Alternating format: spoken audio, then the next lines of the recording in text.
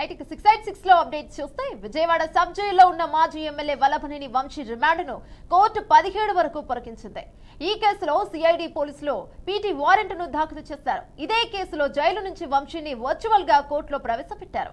ఆయన గత నెల 11న హైదరాబాద్ లో అరెస్టు కాగా వంశీని పోలీసులు కస్టడీకి కోరగా 3 రోజులు అనుమతించింది. ఆయన్ను 3 రోజుల పాటు కృష్ణలేంక పోలీస్ స్టేషన్ కు తీసుకువెళ్లి విచారించారు. రిమాండ్లో ఉండగానే వల్లభనేని వంశీపై పీటీ వారెంట్లు జారీ అయ్యాయి. హైకోర్టు కూడా ఆయన బెయిల్ పిటిషన్ ను కొట్టివేసింది. రైట్ ఇదే అంశంపై మరింత సమాచారం మా ప్రతినిధి సాగర్ లైవ్ లో అందిస్తారు. రైట్ సాగర్, ఓవచ్చు.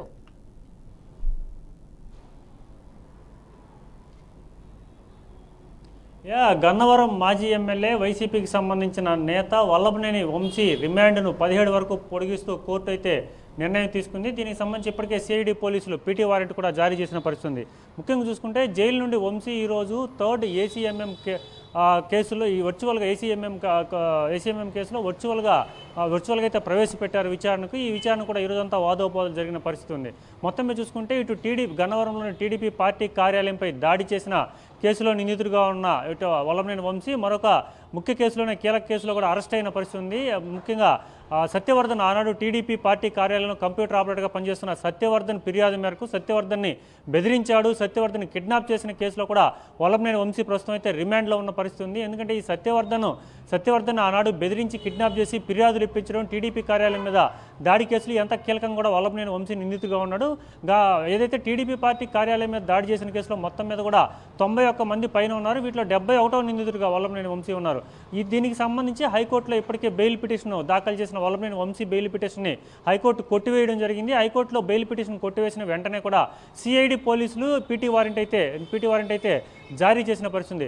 మొత్తం మీద చూసుకుంటే ఇప్పుడు వల్లభనేని వంశీకి కష్టాలు తీరేటట్లేవు. గతంలో వైసీపీలో తాను పనిచేసే సమయంలో అనేక దారుణమైన ఘటనలకు అయితే పాల్పడ్డాడు. వీటన్నిటికి సంబంధించి కేసులు ఒక్కోటిగా వల్లభనేని వంశీ మెడకైతే చుట్టుకున్న పరిస్థితి. ఈ 2 కేసులే కాకుండా వల్లభనేని వంశీ మీద అనేక కేసులు కూడా ఉన్నాయి. ముఖ్యంగా చూసుకుంటే గన్నవరంలో ఆనాడు మాజీ ఎమ్మెల్యే పైన హత్యాయత్నం కేసు కావచ్చు, అలాగే బాపులపాడు వద్ద ఒక ఎలక్షన్ సమయంలో దాడి కావచ్చు, అలాగే మరొక 3-4 కేసులు కూడా వల్లభనేని వంశీ మీద ఉన్నాయి. కానీ ఈ కేసులన్నీ కూడా ఒక్కోటొక్కోటే వెలుగులోకి వస్తున్నాయి. ఒక్కోటొక్కటే కూడా పోలీసులు తీసుకున్న పరిస్థితి ఉంది. మొత్తం మీద ఈరోజు చూసుకుంటే ఏదైతే సత్యవర్ధన్ కిడ్నాప్ కేసులో అరెస్ట్ అయ్యి ఎస్సీ ఎస్టీ కేసులతో పాటు మరికొన్ని సెక్షన్లు కూడా వల్లభనేని వంశీ మీద ఉన్న పరిస్థితి ఉంది. ఈ కేసులోనే ప్రస్తుతం రిమాండ్లో ఉన్నారు. ఇప్పుడు మళ్ళీ గన్నవరంలో టీడీపీ కార్యాలయం దాడిపోయిన కేసు కూడా పీటీ వారెంట్ జారీ చేయడంతో రిమాండ్ని ఈ నెల 17 వరకు అయితే పొడిగించిన పరిస్థితి. తర్వాత కూడా ఈ పోలీసులు ఏదైతే కస్టడీకి కూడా అడిగే అవకాశం ఉంది. ఇవన్నీ కూడా వాదోపాదాలు జరుగుతుండగానే వల్లభనేని వంశీ అయితే ఇప్పట్లో బయట వచ్చే పరిస్థితి లేదు.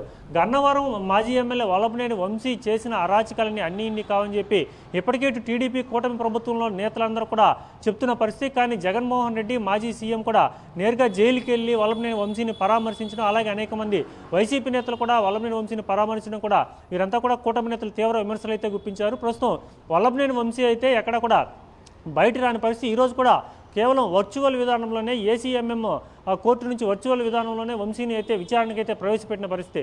చూడాలి, వంశీకి ఈ కేసులన్నీ కూడా ఒక్కొక్కటి వస్తూ ఉన్నాయి కాబట్టి ఎంతవరకు ఈ కేసులు వెళ్తాయి. వల్లభనేని వంశీ తరఫున ఇప్పటికే పొన్నవాళ్ళు సుధాకర్ రెడ్డి తన వాదనలు వినిపించారు.